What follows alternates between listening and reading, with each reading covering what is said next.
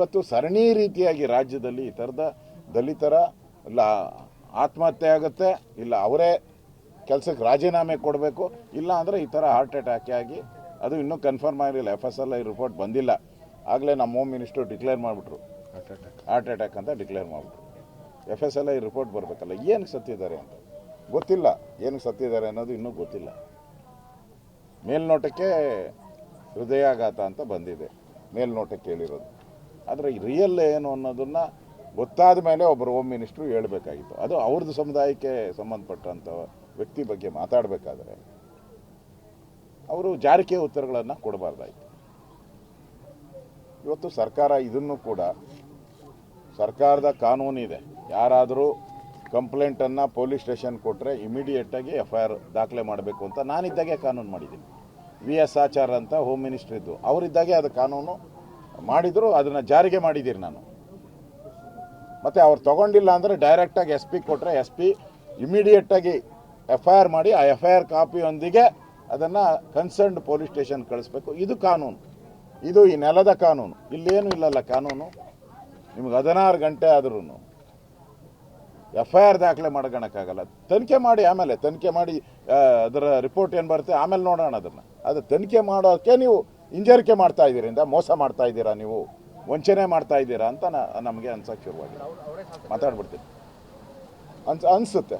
ಇಲ್ಲ ಅಂದರೆ ನಿಮಗೆ ಅಷ್ಟು ಧೈರ್ಯ ಇದ್ದಿದ್ರೆ, ಏನು ಇದರಲ್ಲಿ ಯಾರ್ದು ಇನ್ವಾಲ್ವ್ಮೆಂಟು ಏನು ಇಲ್ಲ ಅಂದಿದ್ರೆ ಕೊಡ್ತಾರೆ, FIR ಮಾಡ್ತಾರೆ, ತನಿಖೆ ಮಾಡ್ತೀರಾ, ತನಿಖೆ ಆದಮೇಲೆ ರಿಪೋರ್ಟ್ ಬರುತ್ತೆ.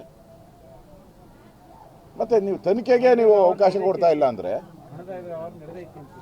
100% ಇವಾಗ ಅವರ ತಮ್ಮನೇ ಇಲ್ಲ ಇದ್ದಾರಲ್ಲ, ನಾನು ಹೇಳಿದ್ನ, ಅವ್ರ ಅಣ್ಣ ಹೇಳಿದ್ದಾರೆ, ಅವ್ರ ತಾಯಿ ಹೇಳಿದ್ದಾರೆ, ಅವ್ರ ಸ್ನೇಹಿತ ಒಬ್ಬ ಇದ್ದಾರೆ ಇಲ್ಲೇ ನೋಡಿ, ಭಾಳ ಜಿಗರಿ ದೋಸ್ತು, ಹೇಳದಂತೆ ಅವ್ರಿಗೆ ಹಿಂಗೆ ನಾನು ಡಿಪ್ರೆಷನ್ಗೆ ಹೋಗ್ಬಿಟ್ಟಿದ್ದೀನಿ, ನನಗೆ ಇರೋಕ್ಕಾಗ್ತಾ ಇಲ್ಲ, ನನ್ನ ಬಂದು 7 ತಿಂಗಳಲ್ಲಿ ಟ್ರಾನ್ಸ್ಫರ್ ಮಾಡಿದ್ದಾರೆ, ನನಗೆ ಹಣ ಕೇಳ್ತಾ ಇದ್ದಾರೆ 30 ಲಕ್ಷ ರೂಪಾಯಿ, ನಾನು ಎಲ್ಲಿಂದ ಕೊಡಲಿ ಅಂತ.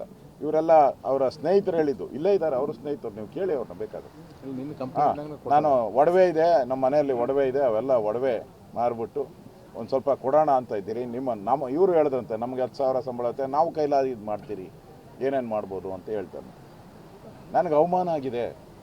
ನನ್ನ ಅವರ ಬೀಗರು, ಅದೇ ಅವರ ಮಾವ, ನಮ್ಮ ಮಾವ ನನ್ನೇನು ತಿಳ್ಕೊತಾರೆ, ನಮ್ಮ ಕುಟುಂಬದವ್ರು ನನ್ನೇನು ತಿಳ್ಕೊತಾರೆ, ನಮ್ಮ ಹಳ್ಳಿಯವರು ನನ್ನೇನು ತಿಳ್ಕೊತಾರೆ ಈ ಟ್ರಾನ್ಸ್ಫರ್ ಆಗಿ ಅಂದರೆ, ನಾನು 7 ತಿಂಗಳಿಗೆ ಆಚೆ ಹಾಕ್ತಾರೆ ಅಂತ ಹೇಳಿದ್ರೆ ನಾನೇನೋ ತಪ್ಪು ಮಾಡಿದ್ದೀನಿ.